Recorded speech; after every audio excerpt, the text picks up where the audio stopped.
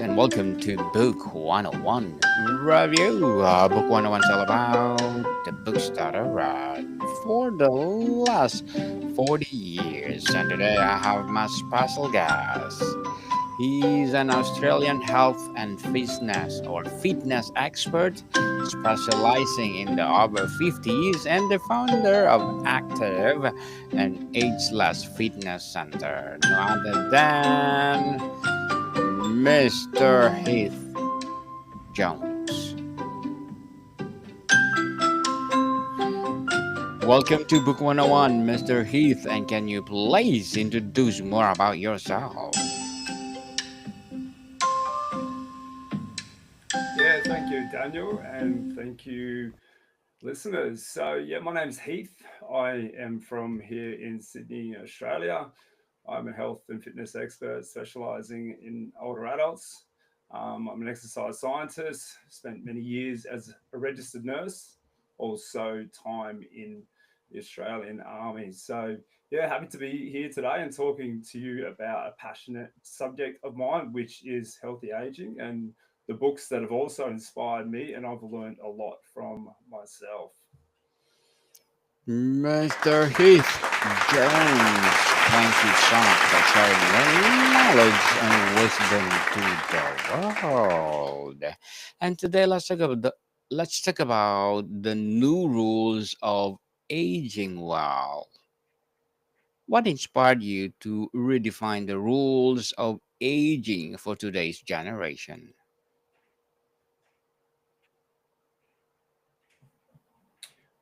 I wanted to find a practical approach to aging healthily.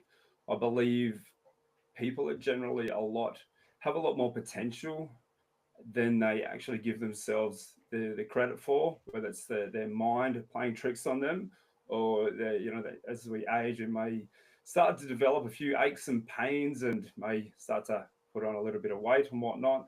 However, we are, as human beings, far more capable than what we believe. So I've decided to go into over 50s fitness and have now opened up three locations, soon to be the fourth, where we specialize in health, wellness, fitness, and everything thereabouts. So, age adjusted exercise. Well, we do focus on mindset, we do focus on the physicality side of things as well as nutritional components. So, it's a big would you say it's a big industry now? There's a lot of people in the industry, which is fantastic because we do have an aging population. And I think it's a population or a demographic, at least, that don't want to just age gracefully like their predecessor did. They actually want to live their best life. So they may have never exercised before or haven't exercised in decades. So they may feel a little bit lost and they come to someone like us, active and ageless, and we can and hold their hand, so to speak, along that journey and help them lead the best life possible. How has our understanding of successful aging evolved in recent decades?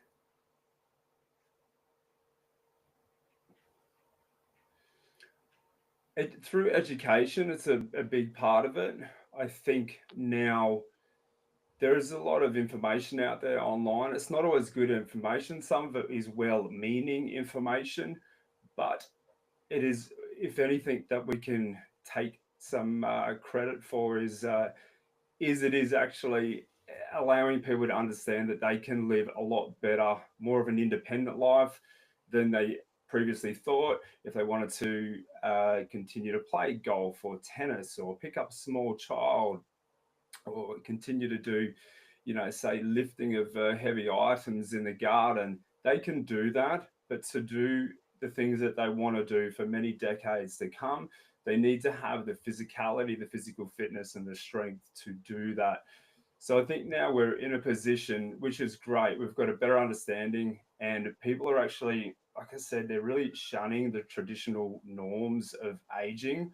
I mean, I'm 47 now. I think I hope I'm really just say pushing myself far more than I probably would have thought I was going to be 20 years ago. And I want to teach other people and inspire other people to do the same thing. So, life is there to be lived. And but we need our health and our physicality and functionality to be able to do that and lead the best life possible. What's the most damaging myth about aging that needs to be retired? Yeah, this is a good one, Daniel. That we should just grow old gracefully. Now, like I said previously, the previous generation did just think that age related decline in physical functionality was just a thing to, I suppose, accept. And now we thankfully that are understanding that's not the case. So we can, yeah, so I suppose there's a bit of a misnomer. We can generally lead a much more of an independent life, not to mention a lot of our chronic diseases that can be associated with aging, such as a lot of heart disease related complications, a lot of chronic diseases such as diabetes, even osteoporosis to a certain extent. A lot of these chronic conditions can be improved so much, whether they can be improve if they actually have the condition or prevented through lifestyle and dietary modifications. So I think one of the biggest things is that we can always do more, we can always be better, we can always be healthier than what we currently are. What's the most damaging myth about aging that we need to maintain?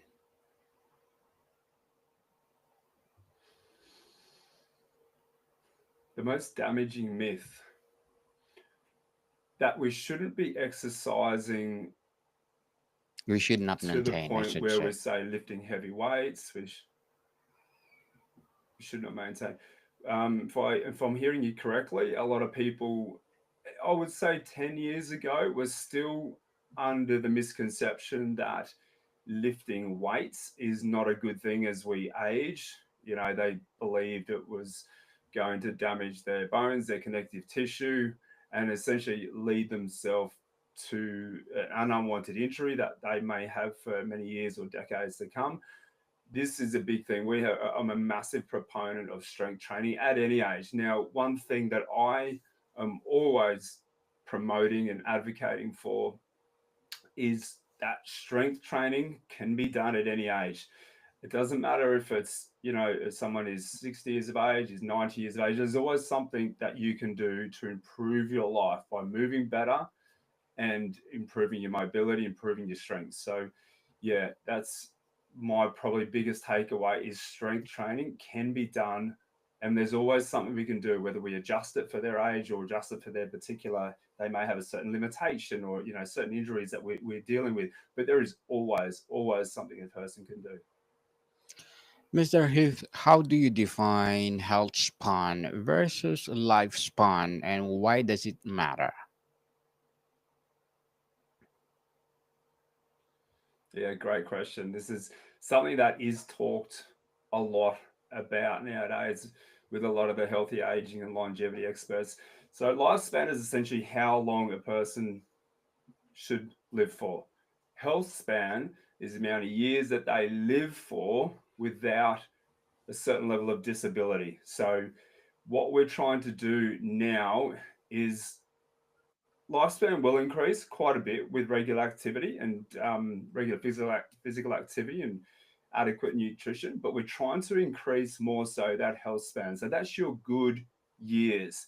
So I think once again, when I talk about the previous generation, they may have got to their sixth or seventh decade of life, and it was just a unfortunate, really gradual decline up until the end of the life. Now what we're seeing now is that health span increasing a lot. So it's taking them out, decades. So that's health span is, we can go down to the park and, play with grandchildren. We can, you can, do whatever. We can play tennis, golf, or just really being involved in life. So that's health span, and that's what we're increasing now, which is great. Let's talk about the science and lifestyle. Mr. Heath, what recent scientific breakthrough are changing how we age well?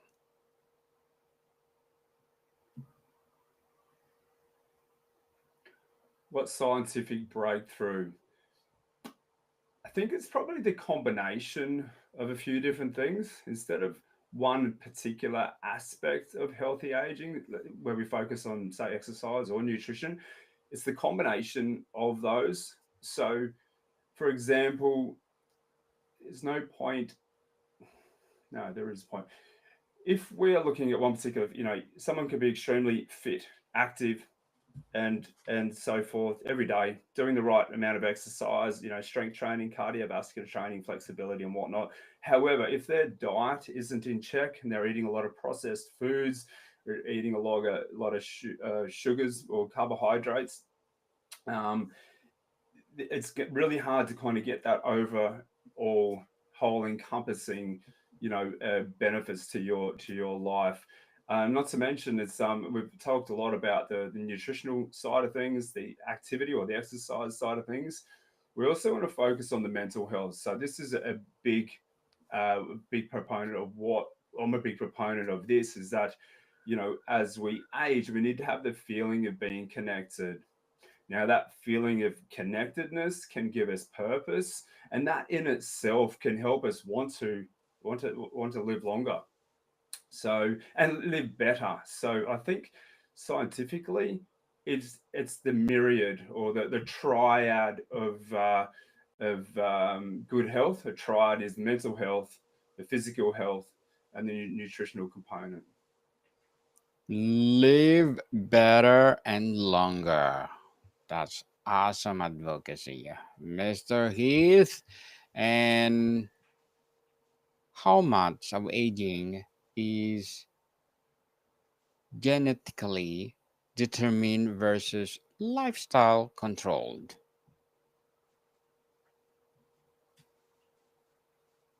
Yeah, really good question.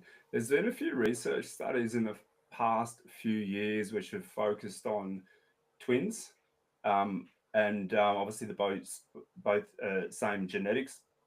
However, one has led a completely different lifestyle to the other one, and that one that leads the lifestyle where they're looking after their health and their everything else is in their exercise, their diet, and the other things that we previously discussed, versus the other twin that wasn't so particular and really looking after themselves. And yeah, there's a big difference in that health span versus lifespan between those two. So yes, we can make a significant difference.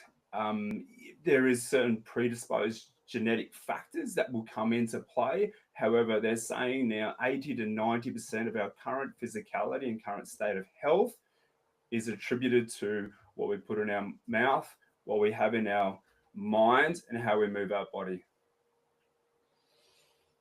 How should exercise routines adapt as we move through different life stages?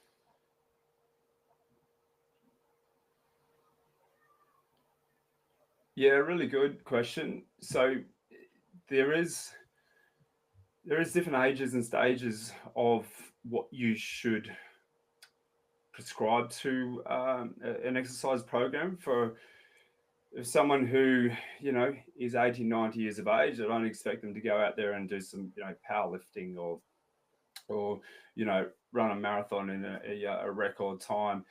So as we age, it all depends on what level of fitness a person is when they start their journey, because I mean it's a very we can get find 260-year-olds and it's very non-homogeneous, meaning one might actually be quite fit for their age, whereas the other one may have just started their journey. They may not have done anything since they were a child, so that's several decades.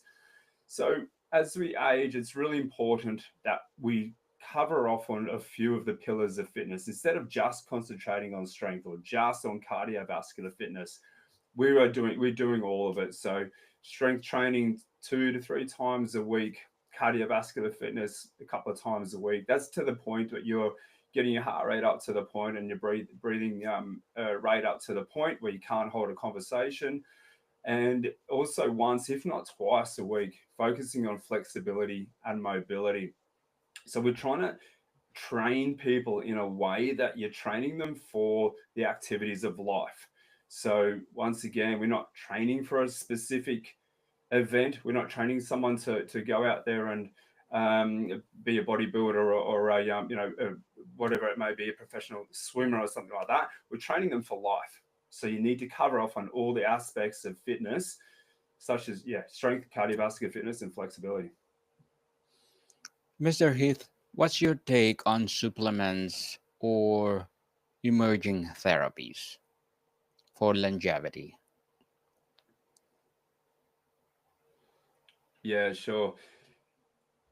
There's many different theories on this. I mean, I take my supplements, but I don't take a lot, to be honest. I what we do find, I mean, creatine is all the rage at the moment with a lot of populations. That does help with muscle preservation, especially when we're doing strength training and whatnot. Um, I think the biggest, and it's not necessarily a supplement per se. So if anyone is out there and kind of wanting to hear about a particular supplement, is the panacea for health and longevity. I'm not really going to give you a tablet. What I'm going to say is that the best supplement is good, nutritious food, an adequate amount of protein. We need to have protein as we age to avoid sarcopenia, which is muscle loss. So that can be associated with aging. So that's really important. And I just can't stress the importance of having minimizing carbohydrate intake, especially processed sugars. And once again, I can't anything that's processed. So supplement wise, it's not. I don't see it as a we'll just say an issue if you're taking a lot of supplements and they aren't doing anything. But if you're not getting your daily vitamins through your fresh fruit and vegetables, it's not a problem to take a supplementation.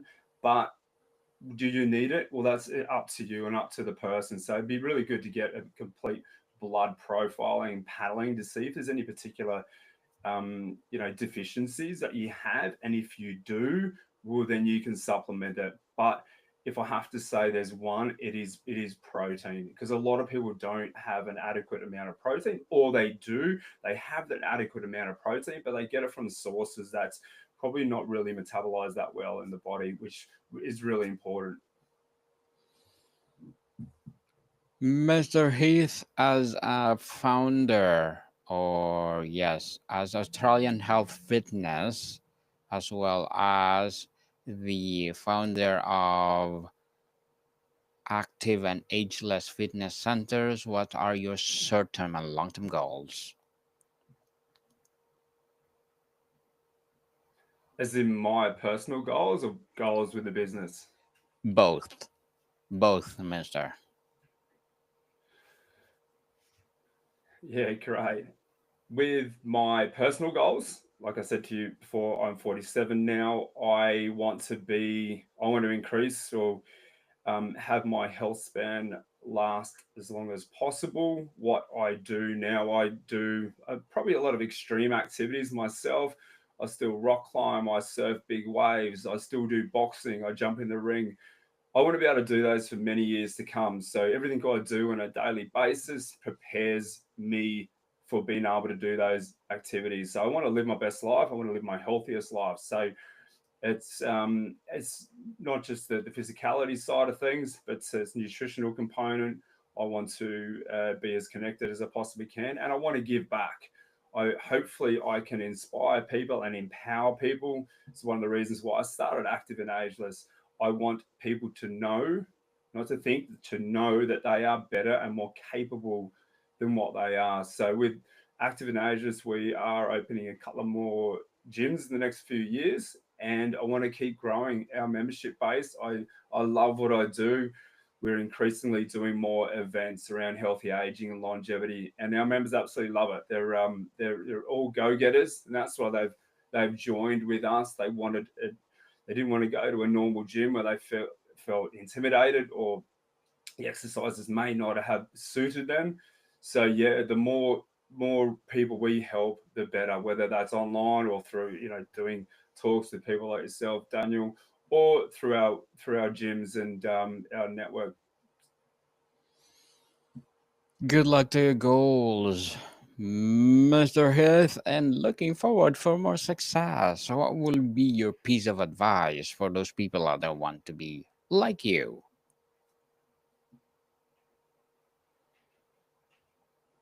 Get moving, get moving, but also to I mean, I'm not perfect with my diet or my exercise or everything else. There's days where I do sit on the couch and eat food that I probably shouldn't, and I sit there and watch a movie. You are allowed to do that. Life is there to be lived, like I said before.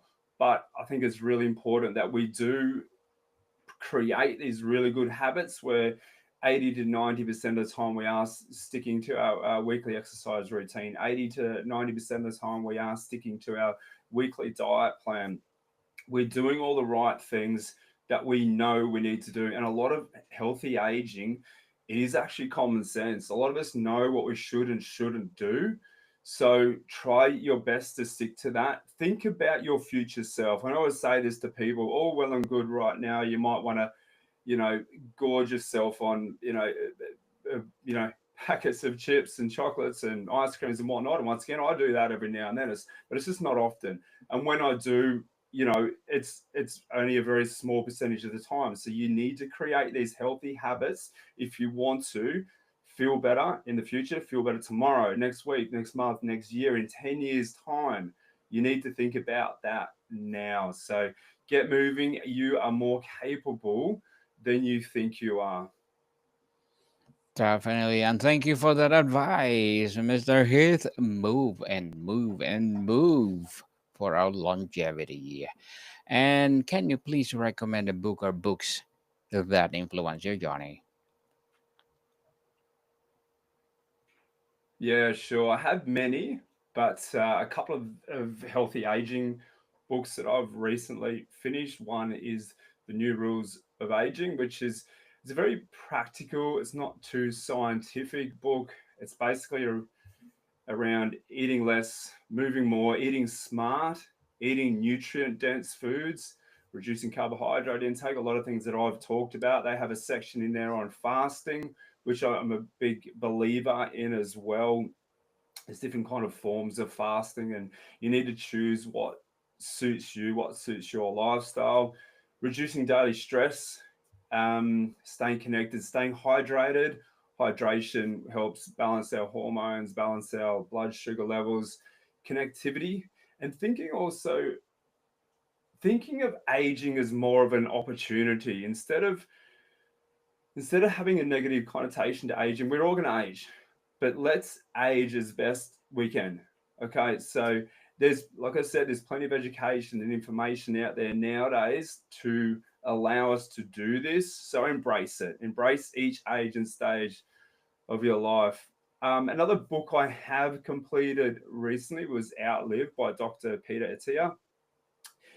Slightly more scientific book. It's probably more positioned to educate or be read by health professionals such as myself. There are quite a few chapters in there. The layman or the average person out there could read it, but it might just be a little bit challenging in terms of a lot of terminology and that in there. But he talks about chronic disease and how that can potentially manifest if we don't control what we do and our exercise habits and whatnot. But one thing which is music to my ears, Dr. Peter Attia stresses about the importance of exercise. He always comes back to saying exercise is the number one method to live your best life. Thank you for that recommended book, Mr. Heath. And how can workplaces better support employees' long term health? Great one. I used to work in the resources sector for many years, and I was a healthy life advocate within that industry. So, and it is a good thing that a lot of businesses nowadays are understanding the importance of looking after their staff. They look after their staff, the staff will look after them. So whether that's allowing them, subsidizing gym memberships, potentially having, we used to do pre-start. So before the day starts, we all do a bit of a light exercise, bit of a stretch session and whatnot, which is fun, good for team building, makes everyone a little bit happier to start the day. Um, and yeah, I think potentially even having healthy snacks available for staff and whatnot. So, and even the educational process, we also help a lot of businesses out there with the informational education that they can send out to their staff members. There could be an email that we send out there on whatever that may be, whatever kind of pillar of health and fitness it is. So just the educational component, coming back to that and stressing to their staff that, yeah, they want them to be as healthy as possible. Healthy as possible indeed. And what financial planning aspects are often overlooked for extended health spans?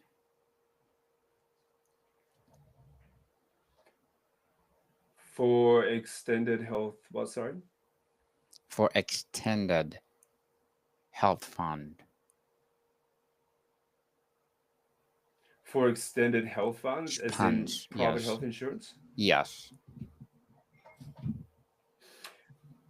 Yeah, sure. So, thankfully, now a lot of the health insurance companies we have here in Australia, I can't talk for many that are overseas, but in Australia, a lot of them do give subsidies for their members, which is in if their members attend a gym, especially classes, because they know that once again, if they have healthier members within their insurance, um, yeah, so that person will hopefully get to the point of their life where they don't need the assistance of medical professionals as much as if they would do if they had not looked after their health.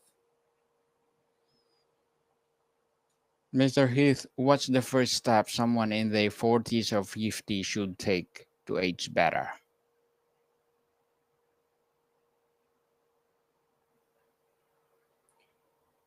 So if it's probably different for the person, as in if you have someone who has exercised for a long time and continuously since they were young, um, I would give them a different set of rules and different advice to someone who is just starting in their 40s or 50s. If they're just starting in their 40s or 50s, try and find a place that specializes in healthy aging and fitness for older adults.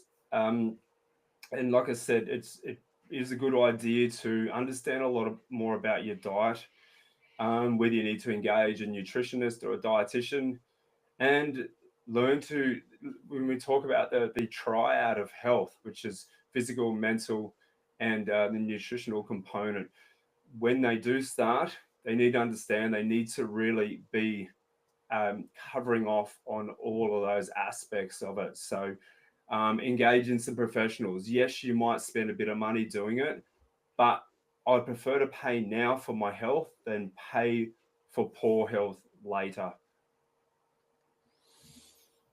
Mr. Heath Jones.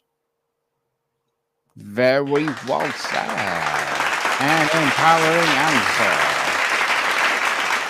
And before we wrap up our discussion for today, I'm inviting you to please to listen to my other podcast, people. My other podcast, because my abstract essay is already in fifth season, abstract poetry in second season, and my book 101 review in fifth season too.